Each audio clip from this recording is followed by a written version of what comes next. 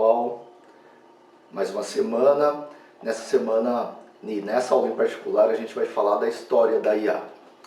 Muita gente às vezes acha estranho, né? Nossa, em várias disciplinas tem uma aula só que fala dá um histórico daquela área lá. Poxa, mas eu vou querer saber o que já se passou nessa área. Mas isso é bem importante para a gente ver o percurso daquela sub-área, o desenvolvimento daquela sub-área, entender por que as coisas acontecem da forma como acontecem nos dias de hoje. E importante, mesmo que você não esteja, em princípio, muito interessado no que se passou, a tentar ajudar a projetar o que vai acontecer no futuro. Quais são as coisas mais prováveis que podem acontecer no futuro? Então, ver qual foi o percurso, estudar as variações das áreas, das sub-áreas, dos grupos de pesquisa, os debates, por exemplo, universidade e indústria, as demandas de usuário, o mercado.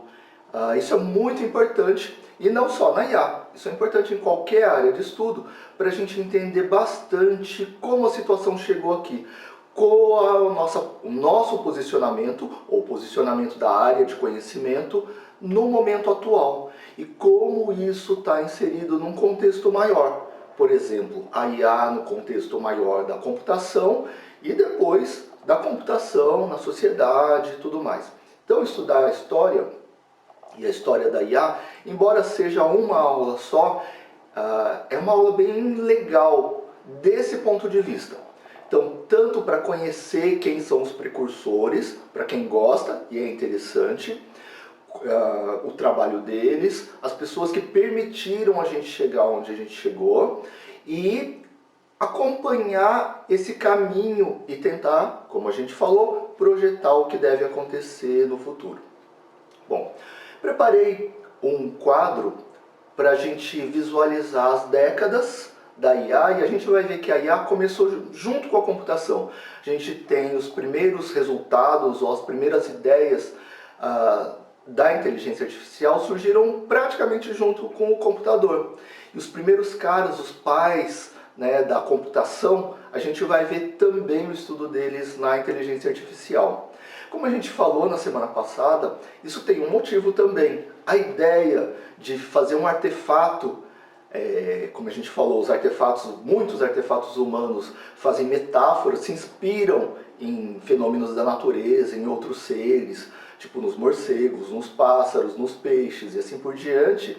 A metáfora do computador para fazer cômputos, para fazer os mecanismos cognitivos, os mecanismos que a gente tem no nosso cérebro de raciocínio, por exemplo,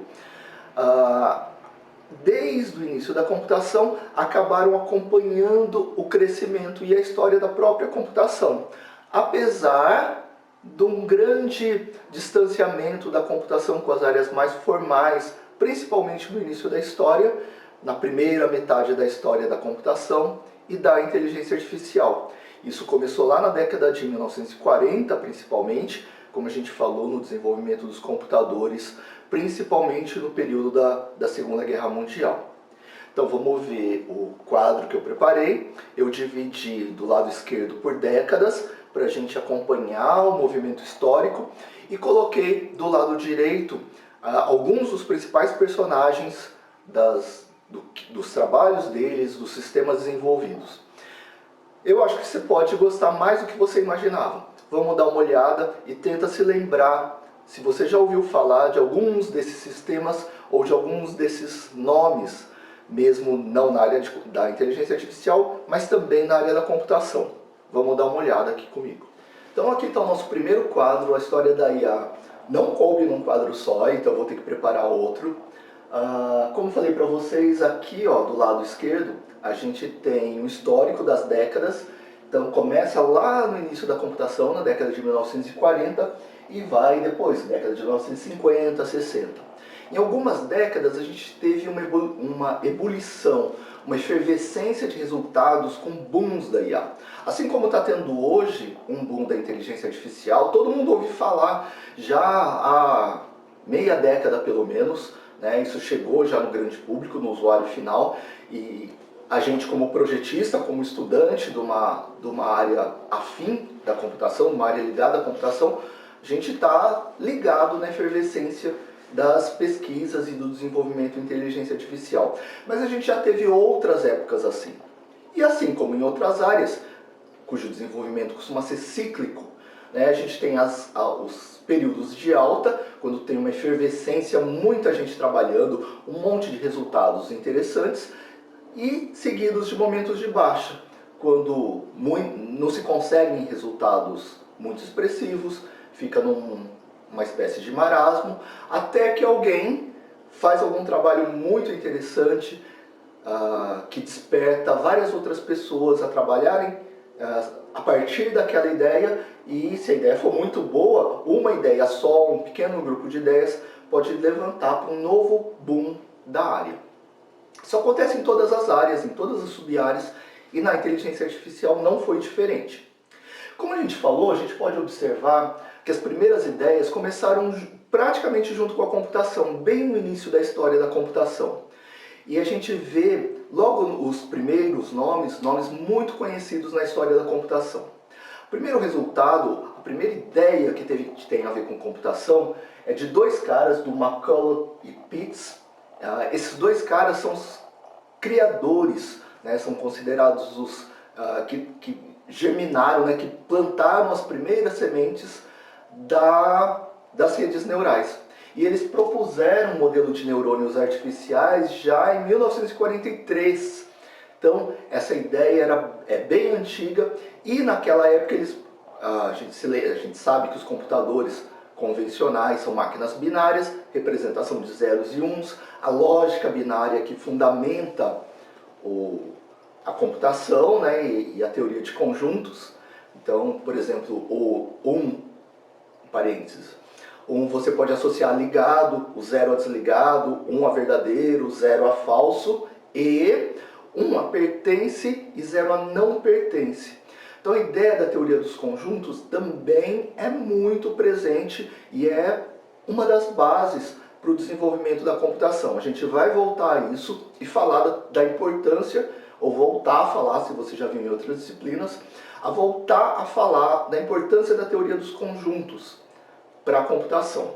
Mas aqui no começo, então, nesse primeiro modelo de neurônios artificiais, então a ideia é que lá no começo, na primeira metade ainda da década de 1940, lembra do desenvolvimento da computação na época da Segunda Guerra Mundial, que terminou em 1945, de 39 a 45. Então nesse período teve um boom na computação de forma geral.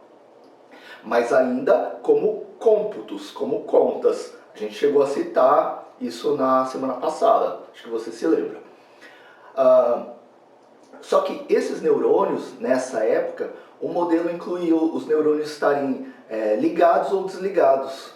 Legal? Então, conforme as entradas deles, que são os axônios, não sei se você lembra disso, o neurônio que faz o processamento, as entradas, você tem os dendritos e os axônios, não é isso?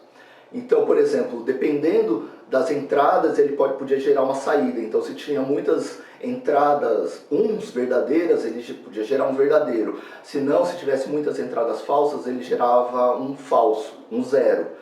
E daí, esse neurônio estimulava outros neurônios na cadeia. E esse princípio, que vem da metáfora lá dos neurônios de verdade, ele permanece até hoje, mas com algumas modificações. Enfim, né? Não é só 0 e 1, enfim, a gente volta a falar sobre isso. Tá? Mas nessa época, como muitas coisas na computação, é muito baseada em lógica binária. Tá? E o modelo de neurônios inicial, ainda na primeira metade da década de 1940, refletia isso. A segunda coisa bem importante que houve na história da inteligência artificial foram os trabalhos do Turing. Esse cara aqui, eu acho que você já ouviu falar, é um dos pais da computação. Ele foi um dos responsáveis por abrir o sistema de criptografia alemã. Então, acho que você se lembra da história da Segunda Guerra. No início da Segunda Guerra, o exército alemão, que era muito bem preparado, e uma das coisas que ajudava muito no exército alemão era a coordenação das tropas e das equipes. isso se dava por comunicação. E daí eles conseguiam se sincronizar, se coordenar para fazer os ataques em várias frentes e, enfim, quebrar as barreiras inimigas. Talvez você tenha ouvido falar das barreiras que a França tinha feito, e daí mas eles invadiram. Então eles invadiram boa parte da Europa Ocidental e Oriental, Polônia, enfim. E nessa época o exército alemão parecia imbatível, porque o sistema de informações deles funcionava muito, muito bem. Esse sistema de informações era criptografado. E um dos caras, ou talvez o principal cara responsável por quebrar a criptografia da comunicação dos exércitos alemães foi o Turing, o Alan Turing. Então esse cara é um cara muito importante, não só na história da computação, mas talvez em toda a história moderna, né? Porque isso aí foi uma das coisas importantes para a virada da Segunda Guerra Mundial, né? Que permitiu que os exércitos aliados, o exército britânico, americano, o francês, etc., né? Pudessem antever, via quebra de mensagens, via quebra do sistema criptográfico, e saber de antemão o que o exército alemão estava fazendo, para onde ele estava enviando as tropas, quais eram os planos deles, e eles achavam que o sistema criptográfico deles seria inquebrável, e era muito complicado mesmo. Talvez, se vocês tiverem interesse, coloquem aqui, né, comentem. Daí a gente pode também falar sobre criptografia, que é um negócio legal. Enfim, ou pelo menos fazer um parênteses e falar um pouquinho disso.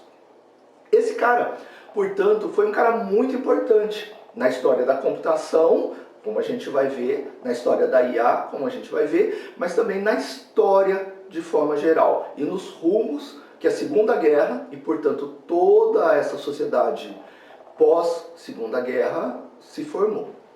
Bom, ele, nesse ano aqui, né, então, depois de já ser famoso, já ter quebrado o sistema criptográfico alemão, ele publicou um artigo super importante, chamado com esse nome aqui, que já trazia a ideia da inteligência computacional. Então, a computação como uma máquina inteligente. Então, esse foi um primeiro resultado, também foi uma ideia que, né, trouxe muito desenvolvimento. O Turing traz umas ideias super importantes na área da computação de forma geral e na inteligência artificial de maneira específica, como por exemplo o teste de Turing, que até já foi citado na semana passada, que era um teste que ele propôs, como fazer o teste, por exemplo, e tentar pegar a máquina colocando 2 negativas na pergunta, enfim, é uma coisa teórica, importante, de base da computação, e basicamente, como a gente já citou, esse teste de Turing consistia em identificar se a máquina, ou o ente que estava interagindo com um ser humano, era uma máquina ou um ser humano. E essa interação era via texto, e daí a máquina queria enganar o ser humano, ou o pessoal de computação queria fazer uma máquina que pudesse ser confundida com um ser humano, e a ideia é como o ser humano poderia identificar que aquilo era um autômato, uma máquina, e não um ser humano de verdade. Então ele estabeleceu toda essa teoria aí e propôs isso que vem perdurando por tanto tempo. Então esse teste de Turing é uma coisa super importante na computação. Ele trouxe também as primeiras ideias de computação evolutiva, de evolução computacional, que deram origem mais tarde aos algoritmos genéticos, que são um outro ramo muito importante, muito, sei lá, que dá muito bons resultados, não tão difícil de implementar, e talvez um dos melhores algoritmos de busca. A gente vai tratar especificamente de por que algoritmos de busca da computação.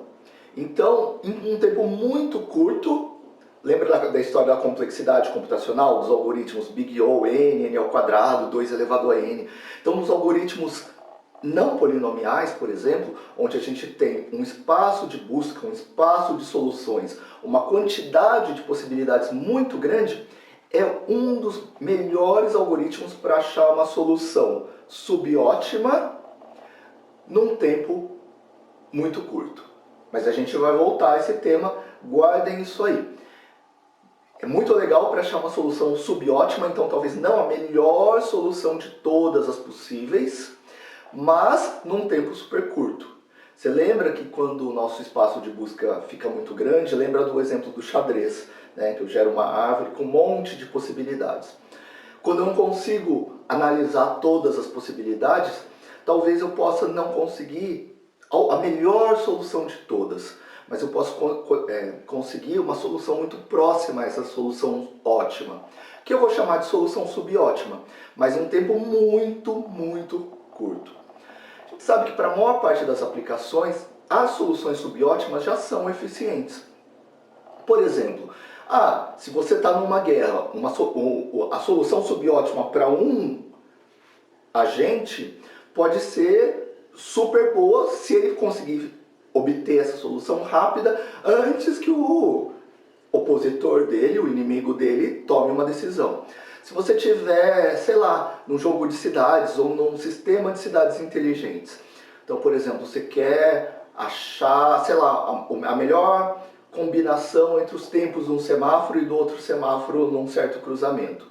Então, se você conseguir achar qual a melhor solução para todos os semáforos numa malha viária, numa cidade, por exemplo, num tempo super curto, considerando quantos carros vêm em cada cruzamento, quais são os prioritários, se você quer dar prioridade para as ambulâncias, por exemplo, para o transporte público, não importa as prioridades que você possa ter.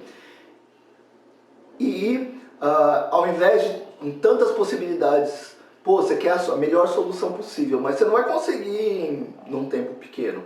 Se você conseguir uma solução muito próxima da ótima, num tempo super curto, pode ser muito bom. Para a maior parte das aplicações, essa solução subótima já é altamente eficiente. Um último parênteses desse ponto é que você também pode, além de aplicar a solução subótima no seu sistema, usá-la como ponto inicial para tentar obter a ótima. Então, conseguir essa solução subótima, por exemplo, através dos algoritmos genéticos, pode ser uma ideia muito legal para um monte de sistemas. Em particular, em sistemas onde a gente tem um monte de agentes, um monte de personagens, um monte de lutadores. Sei lá, você está simulando uma sociedade com vários avatares, enfim, tem um monte de aplicações. E também ele foi responsável por trazer as primeiras ideias sobre aprendizagem por reforço. Tipo assim, a gente vai voltar a esse tema que é um dos nossos temas importantes do semestre. Por exemplo, se você está num ambiente novo, tá? Você está num cenário novo e numa situação nova. Daí você toma alguma ação. Se aquela ação deu certo, você vai memorizar aquela situação e aquela ação que você tomou. Na próxima vez, quando você tiver uma situação parecida, você pode, já fiz isso, tal estratégia para uma situação super parecida já deu certo. Então eu posso tentar reforçar as minhas memórias, então uma forma de aprendizado, por reforço. Então tentar repetir coisas que deram certo e evitar coisas que deram errado. Isso a gente sabe que a aprendizagem é um dos tópicos fundamentais na área de inteligência artificial. Então o Turing, você vê que nessa época aqui, ele trouxe coisas super importantes. Se você ainda não assistiu o filme do Turing, é uma coisa super legal. Ele era um dos gênios, foi um dos gênios da computação, trouxe um monte de contribuições super importantes. Olha, só disso a gente já falou de várias coisas assim, fundamentais na área, super importantes, não só na computação, como a gente falou. E ele foi perseguido na época, ele era homossexual, e daí ele foi perseguido, foi castrado e se suicidou, enfim, ele teve uma história complicada. Nessa época ainda, enfim, tinha perseguições grandes e, enfim, uma história super importante. Depois a punição dele foi retirada, ele foi condecorado, mas nisso já tinha acontecido tudo que aconteceu com ele. Né? Então ele foi um dos heróis, não só da computação, mas um dos heróis da Segunda Guerra Mundial, embora ele não estivesse no campo de batalha, ele não era um general, um almirante, nada disso, ele era um cientista, mas alguns podem considerar um herói da Segunda Guerra Mundial também, né, pelo trabalho que ele fez. Bom, logo na sequência, também na década de 50, que foi uma década onde teve muitos resultados, eles ainda estavam naquele boom do desenvolvimento do monte de investimentos que houve na Segunda Guerra Mundial. Então, com tanto de investimentos, esses resultados foram acontecendo na sequência, tá? Depois da Segunda Guerra Mundial. Então, em 1951, dois caras também muito importantes, o Minsky, que vocês provavelmente já ouviram falar ou vão ouvir falar bastante, e o Edmond propuseram construir o primeiro computador de rede neural. E daí esse era o nome do computador, SNARC. O que é um computador de rede neural? Isso a gente vai falar de computadores de rede neural, computadores Lisp e computadores Prolog. O que é isso? Bom, a gente sabe em arquitetura de computadores, ou quando você compra um computador, aquele computador, o que pode ser? Bom, a gente tem duas grandes famílias de computadores. Os computadores tradicionais, clássicos, tecnologia de silício, que eu vou chamar só de computadores. E computadores não convencionais, computadores óticos, computadores moleculares, computadores quânticos. Esses não convencionais, a gente tem muito pouco ou nenhum acesso a eles. A não ser que você trabalhe num serviço de pesquisa muito particular, mas eles são praticamente inacessíveis para a grande maioria das pessoas, mesmo dos profissionais de computação. Quase todo mundo trabalha com computadores convencionais, então. Bom, os computadores convencionais, eles têm um monte de portas lógicas, tipo e ou não, né? E eles são baseados em operações lógicas, lógica binária, a gente sabe. Então todos os computadores têm um conjunto de instruções.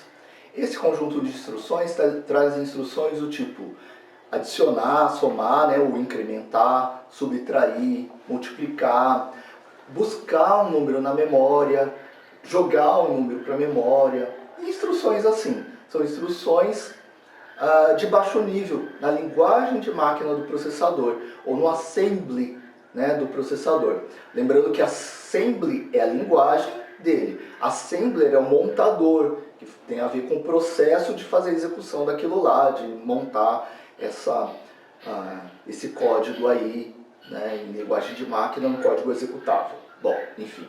Então cada um tem um assembly. Tem duas famílias de processadores grandes, as famílias RISC e as famílias CISC. A gente está falando só dos computadores convencionais, hein?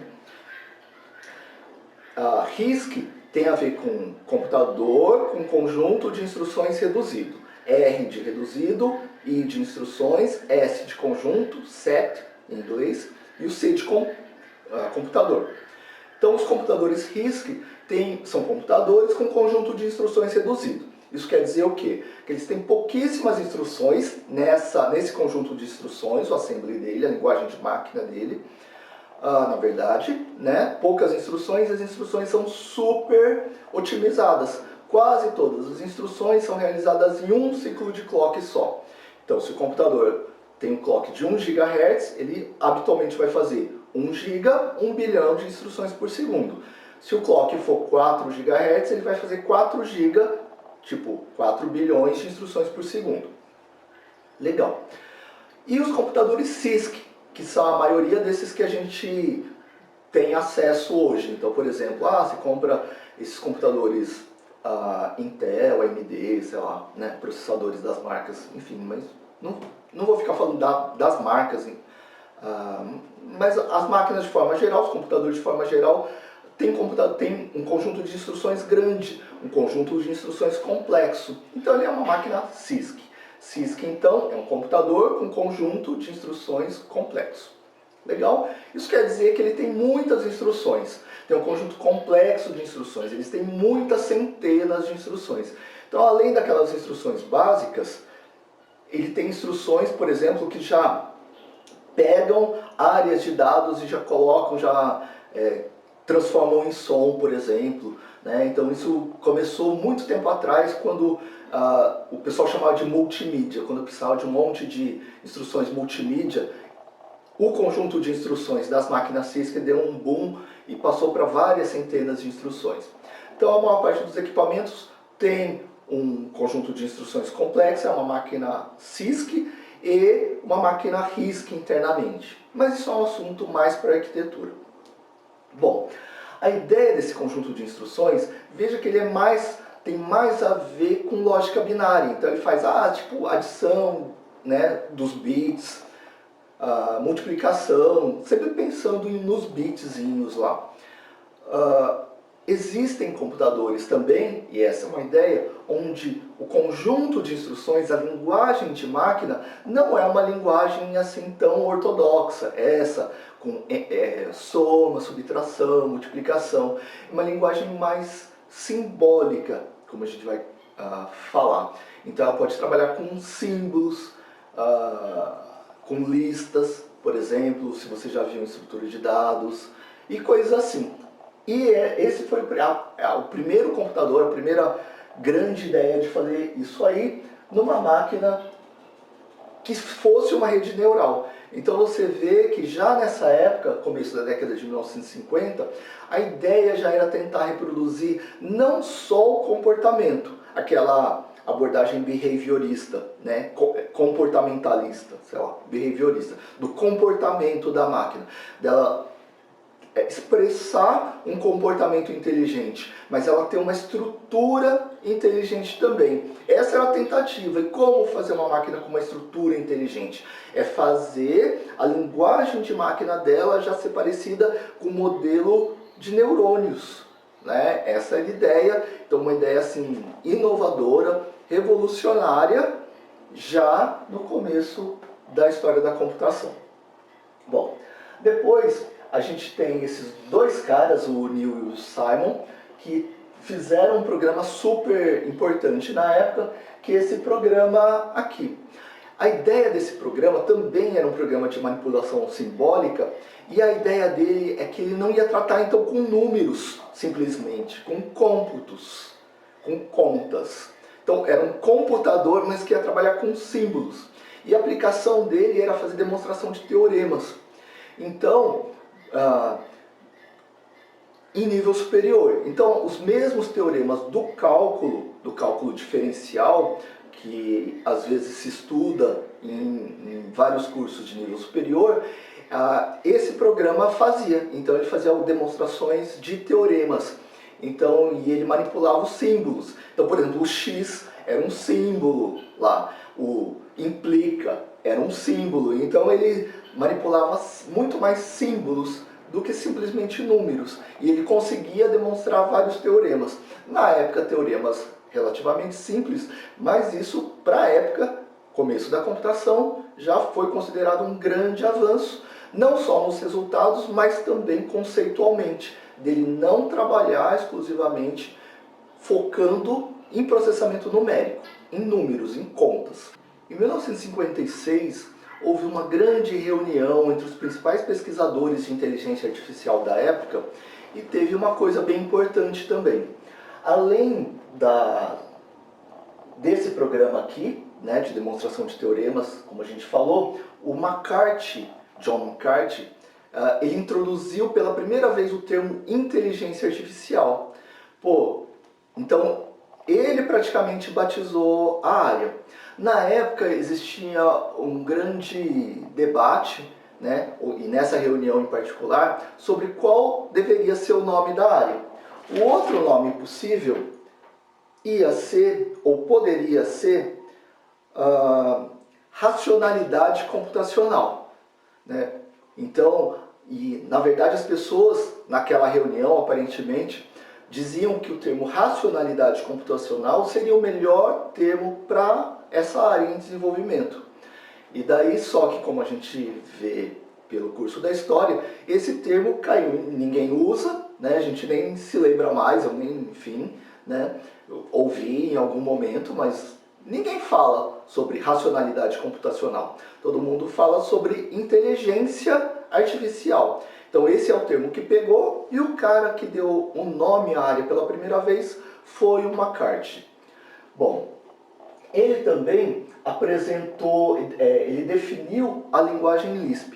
A linguagem Lisp, que é uma linguagem de list processing, de processamento de listas, que a gente citou agora há pouco, uma linguagem super recursiva, baseada em símbolos nas listas, e essa foi a linguagem de programação dominante por muito tempo, até a introdução do Prolog, que a gente vai ver aqui também. Então, por pelo menos 15 anos, ou pouquinho mais até, a linguagem Lisp foi a linguagem dominante na inteligência artificial. Uma outra coisa que se teve de importante nessa época aqui foi que eles notaram que as aplicações de inteligência artificial normalmente requeriam muito mais recursos computacionais do que se tinha na época. A gente acho que chegou a citar isso também. Então, os programas precisavam de mais processamento e mais memória do que as máquinas tinham na época. Nessa época ainda não estava proposto e consolidado o conhecimento sobre análise de algoritmos, e não havia esse conhecimento sobre complexidade de algoritmos. Aquela coisa que a gente falou do Big O, né? Big O N, Big O N ao quadrado, Big O N 2 elevado a N, não se tinha isso.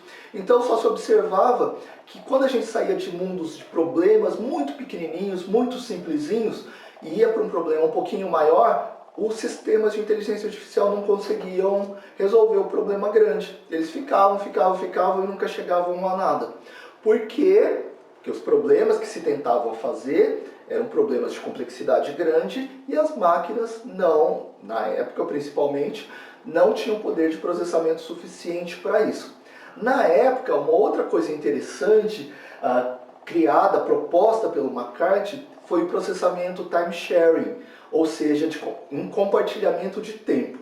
E esse é um princípio, foi um princípio que vem também lá desde, sei lá, mais de 50 anos, mais 60 anos.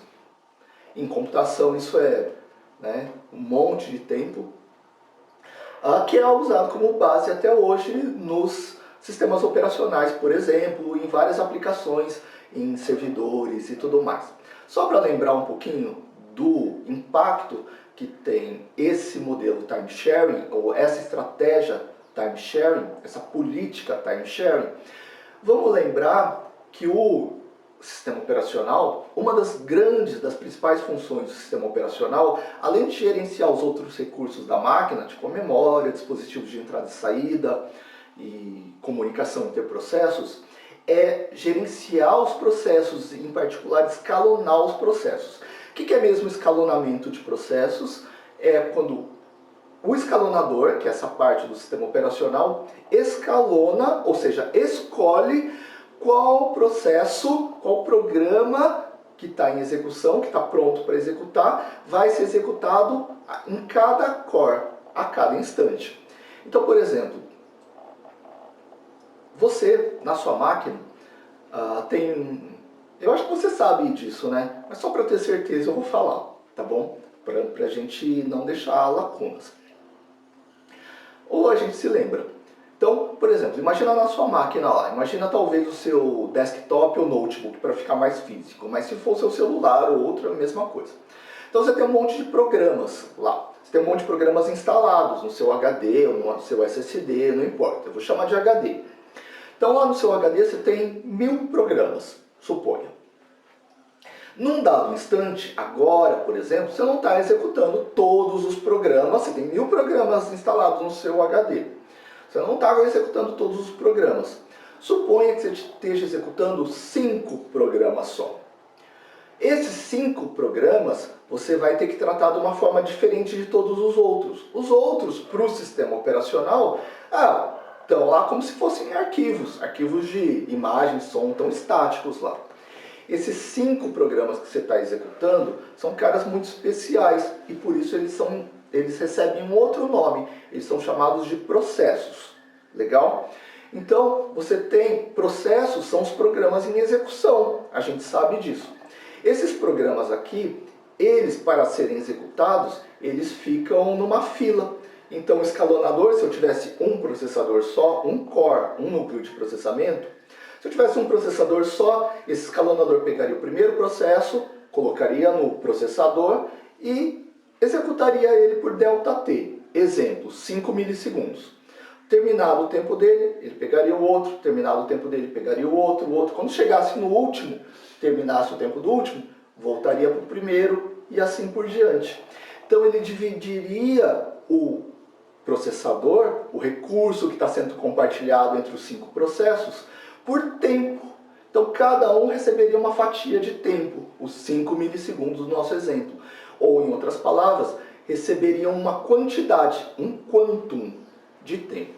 Então, e a ideia do time sharing é uma ideia que vem até hoje. Hoje os sistemas operacionais trabalham da mesma forma, só que com prioridades. Então, os processos podem ter algumas prioridades.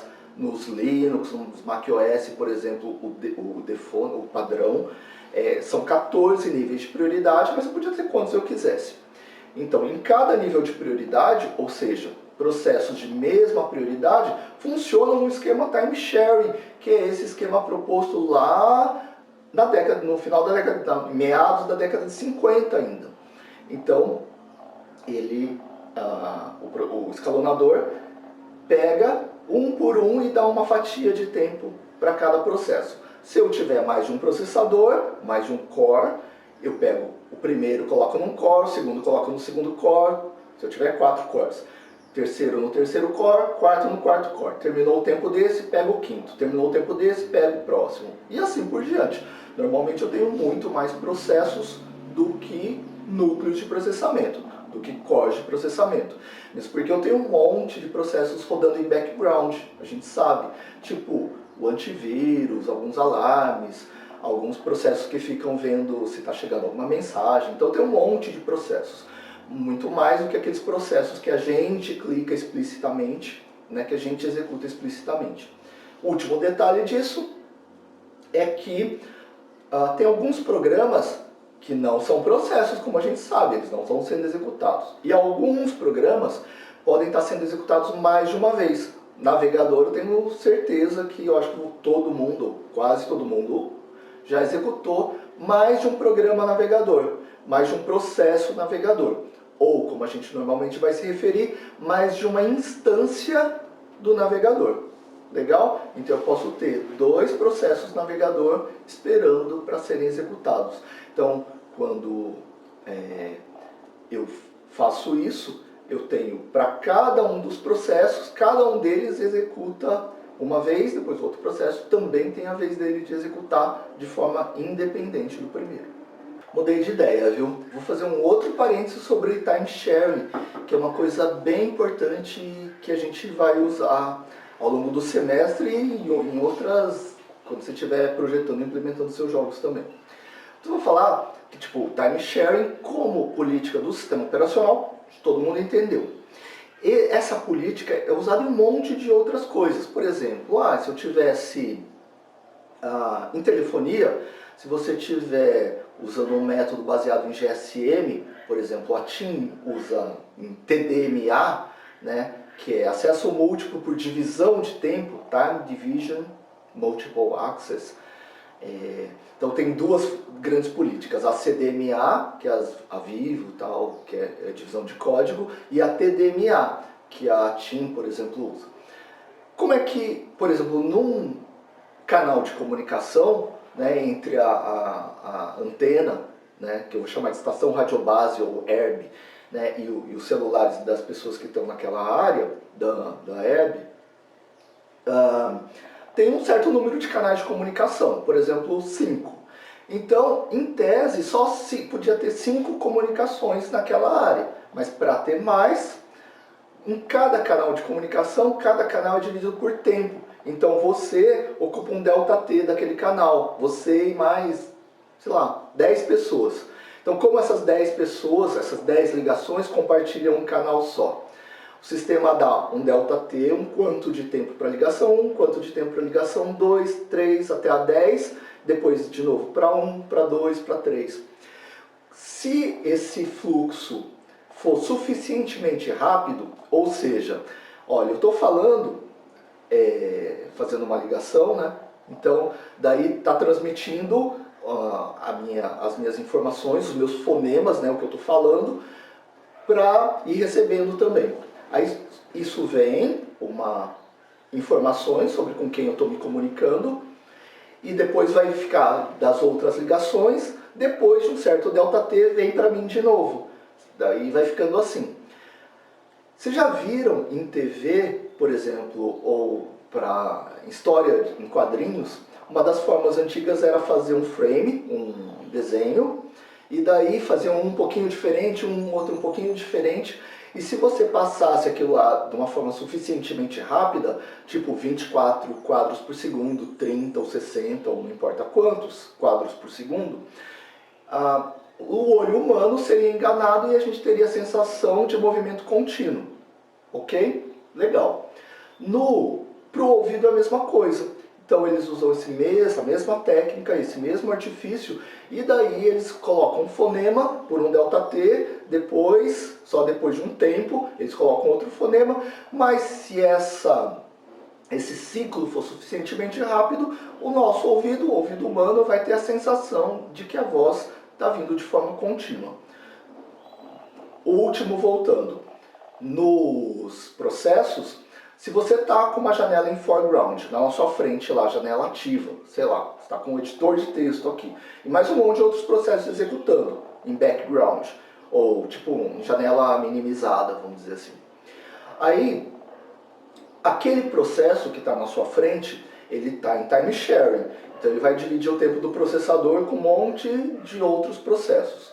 Mas se o processador escalonar esse processo num tempo menor que o seu tempo de reação, e o tempo de reação normalmente do ser humano é arredondado para 0,2 segundos, 2 décimos de segundo ou 200 milissegundos, você, ser humano, né, vai ter a sensação de que aquele processo sempre esteve ativo. Então se eu digito A, para mim, usuário final, imediatamente o A apareceu na tela.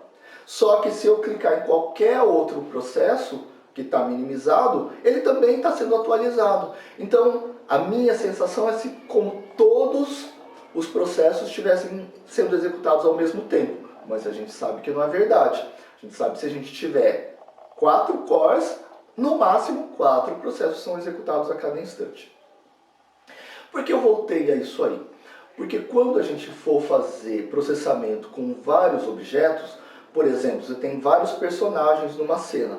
Cada personagem, jogador de futebol, drone, o que quer que seja, lutador numa guerra, sei lá, o jogo que você for fazer. Então, se você tiver vários personagens, vários objetos na cena, nos jogos mais modernos, todos eles têm ações. E muitas vezes eles têm ações diferentes.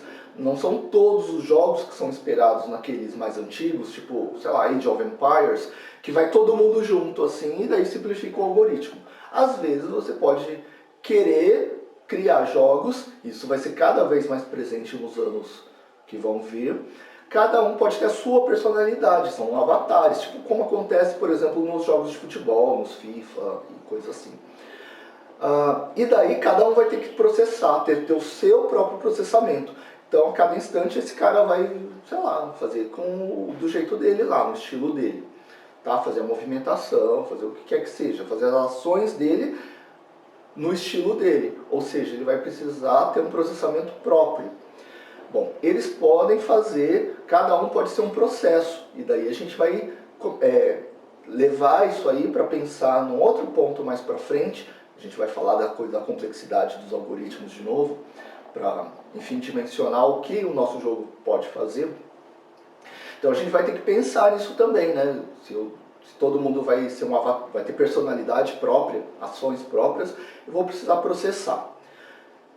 Uma coisa que muita gente fala assim, então não, vou fazer com thread, porque thread faz tudo em paralelo. Quando eu tinha um processador, o McCarthy foi o criador disso aí. Por muito tempo muita gente achou que isso aí fosse paralelismo, mas não era. Então Volta lá na década de 1950, tinha um processador, um monte de processos. Os processos executavam em paralelo? Não, cada um executava um delta T, mas o usuário final tinha a impressão que estava em paralelo. Vem para hoje. Você tem um processador, ou você tem N processadores, 4, 6, por exemplo, não importa quantos. Você tem uma certa quantidade de processadores. Aí você está executando com processos. Você passou a executar com threads. Você tinha, por exemplo, 4 processadores. Agora você vai processar 200 ao mesmo tempo? Não vai. Não vai. Tá? Você não aumentou o número de processadores. Então, mesmo que as empresas falem, cada processador faz duas threads, ele alterna duas threads, tipo 2 processos, num tempo menor. Então o tempo dele escalonar e trocar um processo por outro é menor. Mas isso não implica que ele faz 2 processamentos ao mesmo tempo, porque ele é um processador só. Então não é a mesma coisa, basicamente a mesma coisa do que se tinha desde a década de 1950. Então, se você tem K processadores, não adianta. Então, para que eu vou comprar com um monte de núcleos? Eu compro com um só e faço uma thread em cima de uma thread, em cima de uma thread, e daí eu tenho, sei lá, 1000 processos rodando ao mesmo tempo. Ia ser muito mais fácil, muito mais barato. Mas, na prática, não tem como funcionar assim, né? Não é milagre. Então, mesmo que você faça para threads, a transição entre os processos, ou processos leves, ou threads, né? As threads já foram chamadas de processos leves num outro momento, no começo lá. Por que isso? Isso tem a ver com a transição entre as threads poder ser mais rápida, ou tender, costumar ser mais rápida do que a transição entre processos, né? Se você fez sistemas operacionais, você deve se lembrar das trocas de contexto, não sei o quê. Mas basicamente é isso. Trocas mais rápidas entre as threads, mas que de forma nenhuma implicam em mais rapidez. E se as threads forem implementadas em software, o desempenho pode ser até pior que o dos processos. Se o seu gerenciador de threads, por mais prioritário que seja, ele tiver que executar um monte de threads, ele vai dividir o tempo de todas as threads no tempo prioritário desse processo gerenciador só. Então o desempenho pode ser pior do que se você estivesse executando um monte de processos. Então, porque que esse é um assunto importante e a gente vai voltar a ele quando a gente precisar falar de que processamentos eu faço e, em particular, se eu for colocar processamento inteligente nos processos, processamento que pode demandar bastante tempo de processamento, que talvez eu não consiga fazer para todos os objetos. Talvez eu possa colocar o chefe, o líder, num processamento separado, então ele vai ter movimentação própria, e vários outros objetos, vários outros personagens. Talvez eu tenha que agrupar, por exemplo, todos os arqueiros ou todos os da infantaria, sei lá o que, da cavalaria, não sei o que, e daí eles formem e se movimentem em bloco para poder deixar viável o processamento. Beleza? Tá? Então, você vê que esses caras, realmente, além da inteligência artificial, eles foram muito importantes em um monte de coisas na computação. Esse McCarthy, por exemplo, cadê ele? Aqui. Foi um desses caras, além da linguagem Lisp, que, como a gente falou, foi, de novo, a linguagem de programação mais usada por algumas décadas. Bom, no final da década de 1950, então, que foi uma década com um monte de resultados importantes, frutos do investimento durante a Segunda Guerra Mundial, o Friedberg, ele propôs mecanismos de evolução da máquina de novo. Ele melhorou os conceitos iniciais que haviam, e daí os conceitos que ele introduziu acabaram por evoluir e serem propostos, a gente vai ver no histórico, na área que a gente conhece hoje por algoritmos genéticos, GA ou AG, aqui eu coloquei em português, AG, às vezes a gente vai ver como GA também, né, da sigla de algoritmos genéticos em inglês, ou computação evolutiva. Então a computação evolutiva, ou a base da computação evolutiva, são os algoritmos genéticos. Então, de novo, esse cara, o Friedberg, também trouxe resultados importantes, propostas importantes, ideias importantes para essa área. Bom, na década de 1960, a gente teve duas coisas mais importantes, talvez.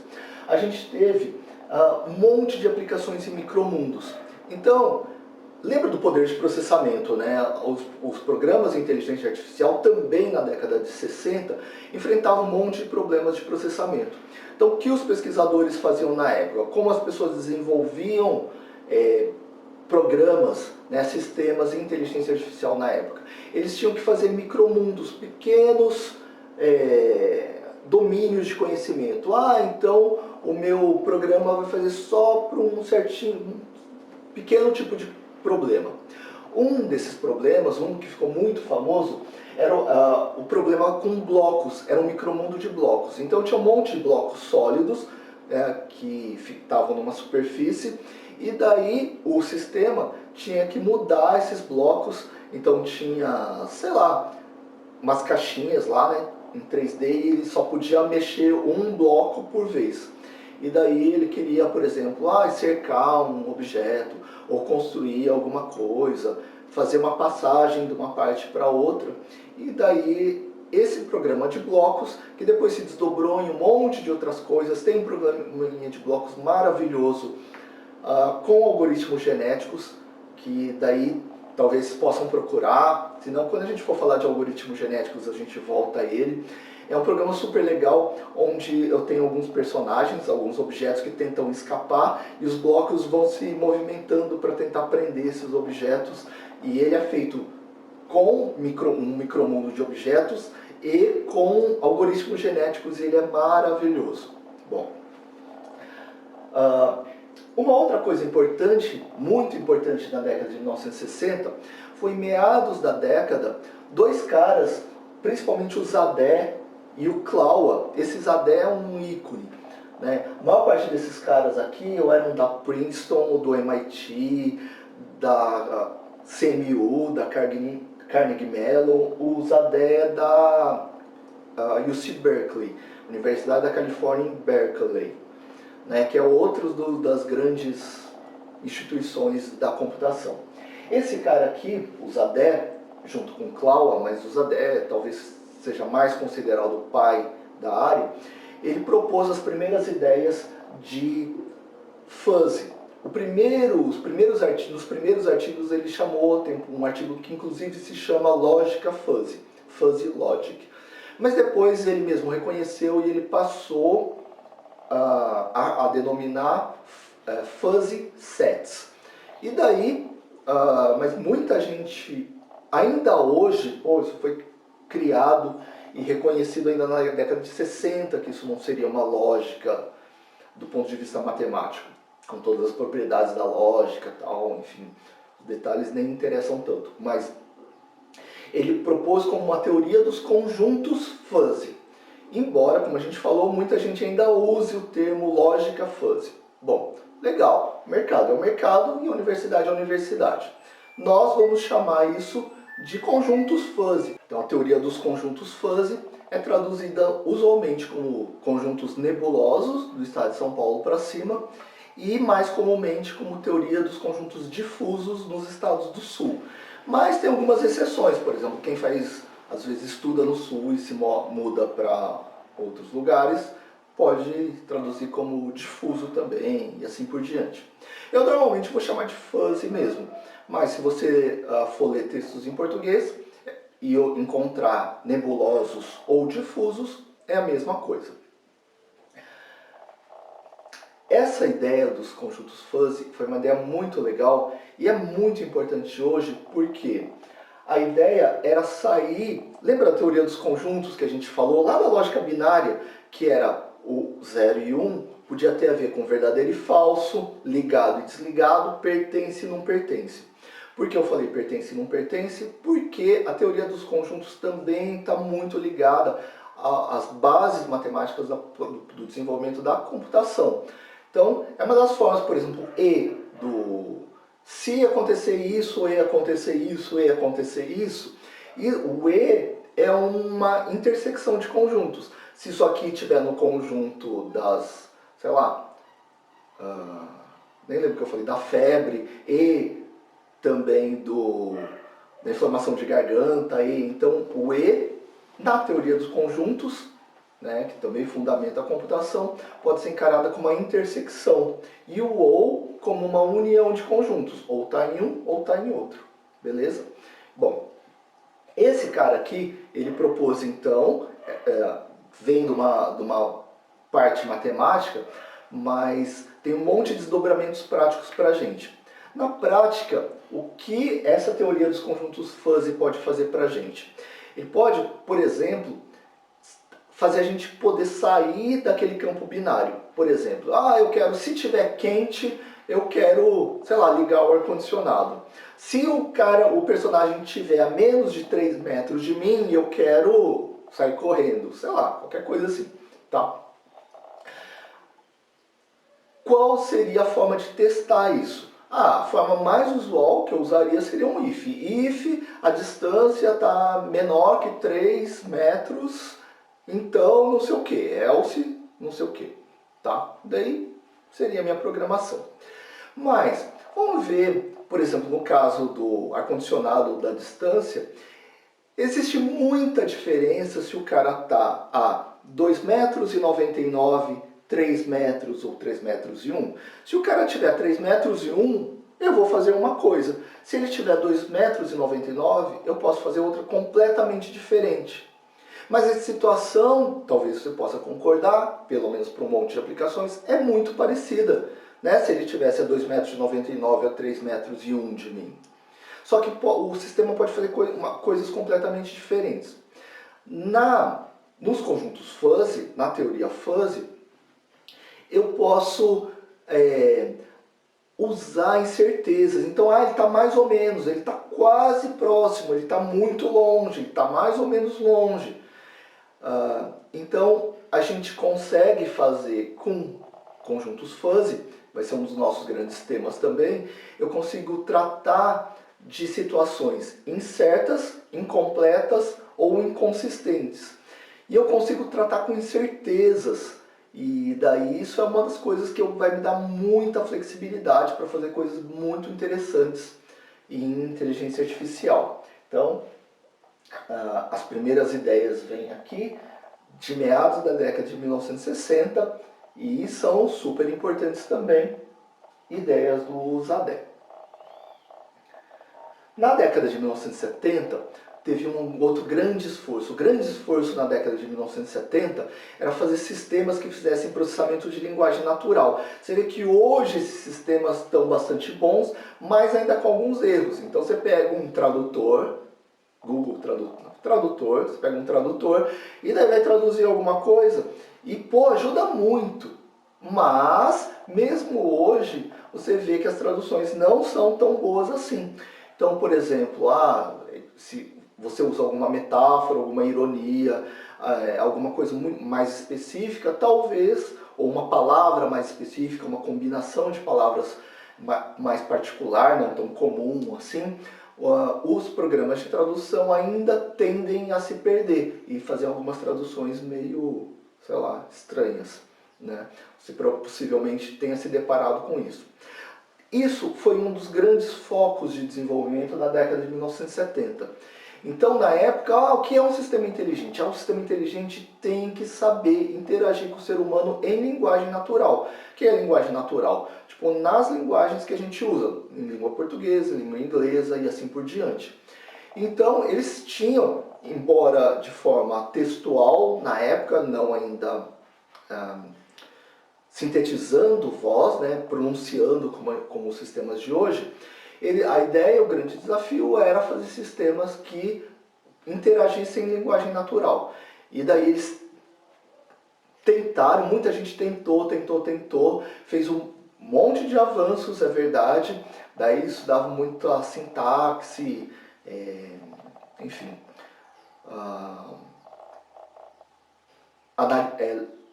léxica e sintática, a gente talvez volte a falar sobre isso, mas eles não conseguiam resultados tão legais. como até hoje a gente tem. Eles lançaram os embriões do que os sistemas fazem hoje. Né? Mas você pode imaginar que com limitações muito mais sérias de processamento que se tinha na década de 1970, eles não conseguiam evoluir muito esses sistemas, que esses sistemas normalmente eles precisam de bastante processamento e bases de palavras, né, dicionários e dicionários de expressões, enfim, um monte de coisas razoavelmente grandes, e acessar num tempo curto coisas que eles não tinham na época. Então, mas a década de 1970 foi muito marcada por sistemas que tentavam fazer processamento de linguagem natural.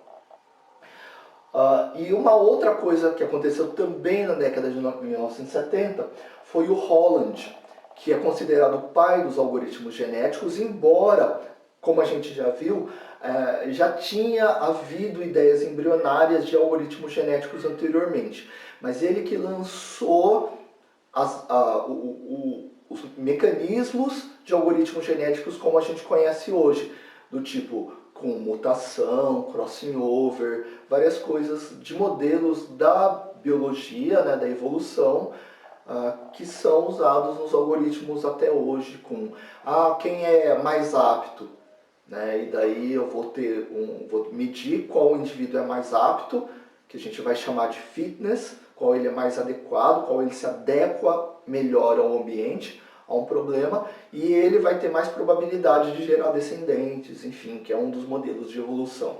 Então esse cara foi um cara muito importante, o Holland, e embora, como a gente falou, outros caras já tivessem lançado ideias iniciais, esse cara que consolidou o conhecimento que a gente usa até hoje, ou as bases que a gente usa até hoje, em algoritmos genéticos.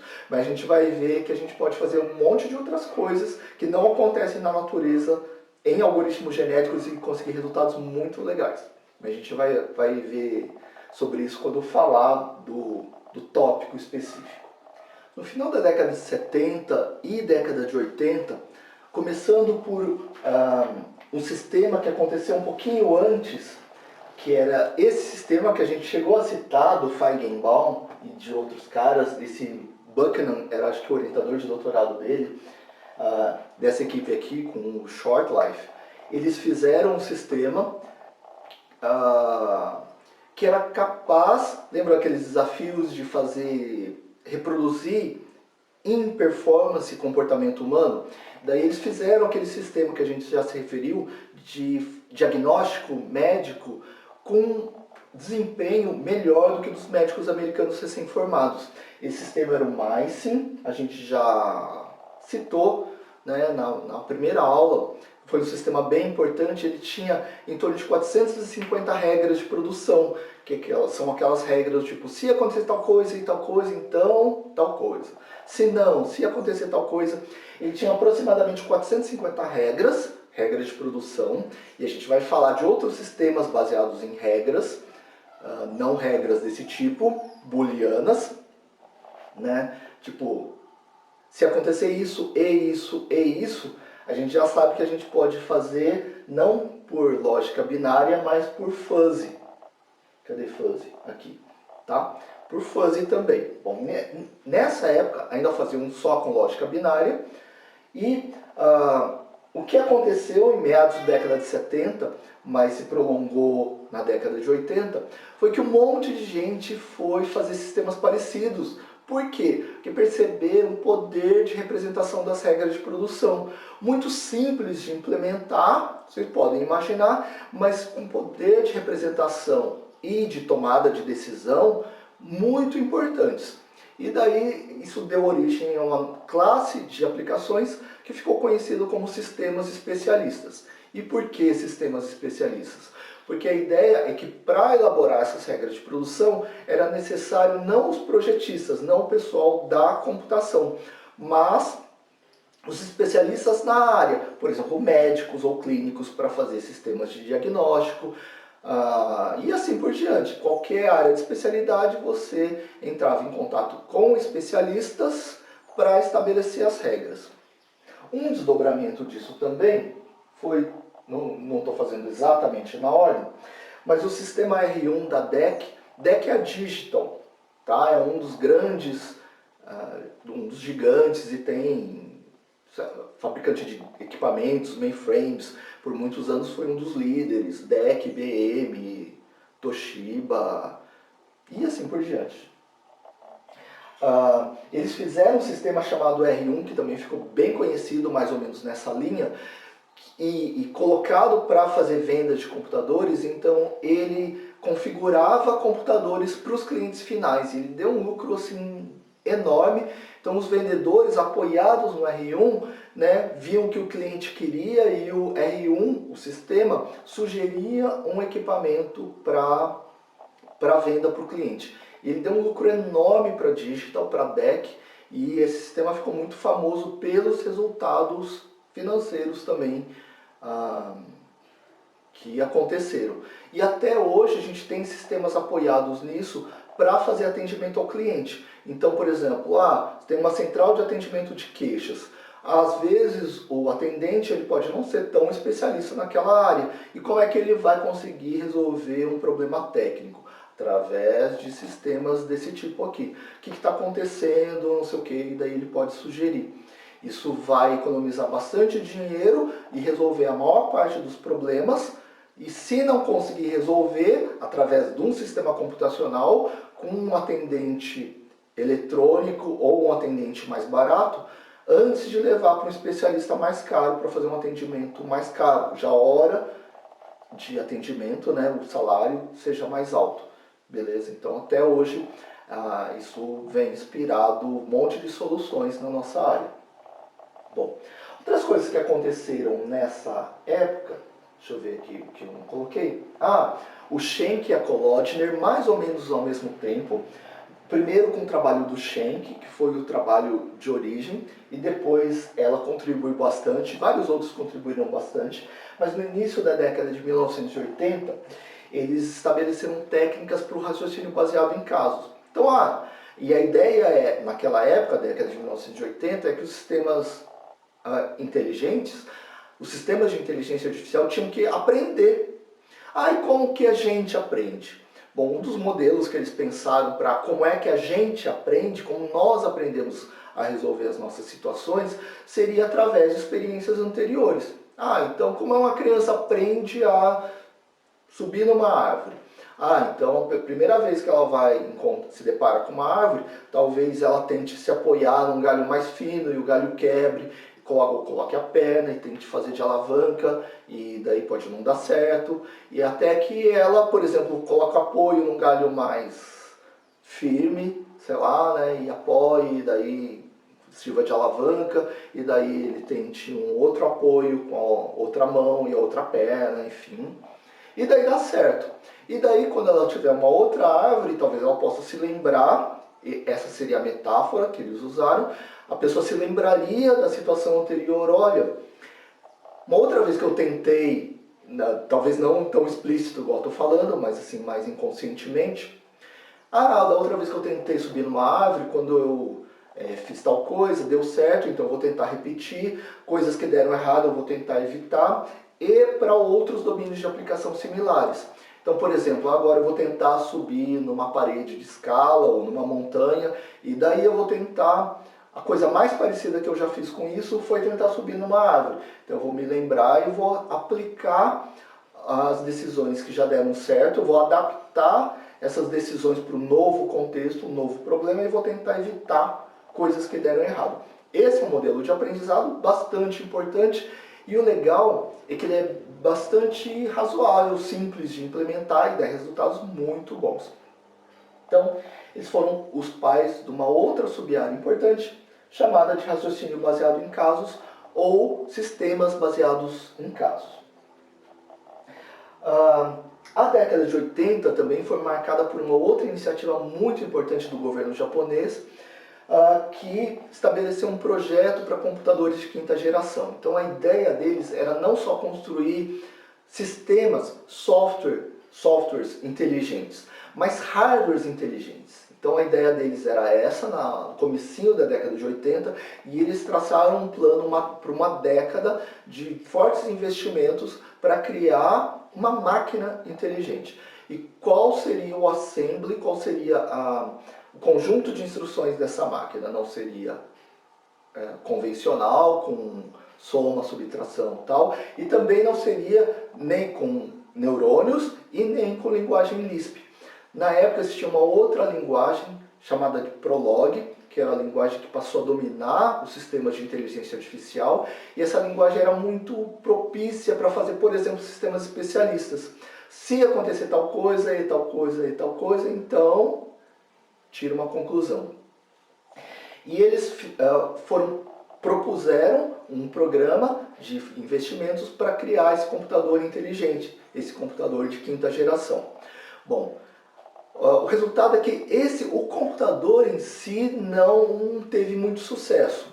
Então eles não chegaram, eles tinham, sei lá, ideias e objetivos muito grandes para a época, mas isso serviu para uma coisa muito importante, que a área de inteligência artificial do Japão se desenvolveu muito, e eles colhem frutos até hoje, principalmente nas áreas de automação e robótica, que eles usam resultados, né, e principalmente a pesquisa que foi desenvolvida, os grupos de pesquisas importantes que foram gerados nessa época aí com esses investimentos. Então até hoje o Japão é um dos líderes na área de automação e de robótica, em parte ou também pelos esforços que fizeram nessa década de 1980. Com isso a gente está mais ou menos na metade da década de 1980. Então aqui a gente vai parar a primeira aula e daí na segunda aula, depois do intervalo, a gente vai continuar vendo o resto. A gente agora vai abrir para dúvidas de vocês, comentários. E uma coisa importante que eu queria passar com isso é que a gente não encarar isso como uma coisa meramente informativa. Em tal ano aconteceu tal coisa. Mas uma coisa analítica também, né? A análise da história é muito mais importante que a informação. Às vezes, tipo, sei lá, nem todos os professores de história talvez tenham estimulado a gente a analisar a história. E daí fica uma coisa, decorar, sei lá, né? Fica uma coisa um pouco sem sentido. A nossa abordagem, pelo menos como um exercício para a gente, é observar a história, por isso que eu quero, já que a gente vai fazer só hoje sobre história da IA, que a gente possa usar as informações da história para fazer uma análise dela, para observar os impactos, as coisas que vêm vindo, as tecnologias, de onde geraram, por que será que geraram, o que foi combinado. E o segundo exercício que a gente ainda vai fazer nas semanas seguintes vai ser, e agora? O que tende a acontecer? Claro que isso não é meramente um exercício de futurologia, mas por outro lado a gente também não tem certeza do que vai acontecer, mas a gente quer ter elementos para saber o que é possível acontecer, o que é mais provável acontecer, e essa análise aqui vai fazer a gente entender, talvez, bem melhor o momento presente e fazer a gente se posicionar no mercado e a gente poder traçar o que deve ser possível a gente fazer nas nossas aplicações. Tá legal? Fico aqui então à disposição para comentários, para suas perguntas e a gente volta depois do intervalo para a segunda parte da história da IA.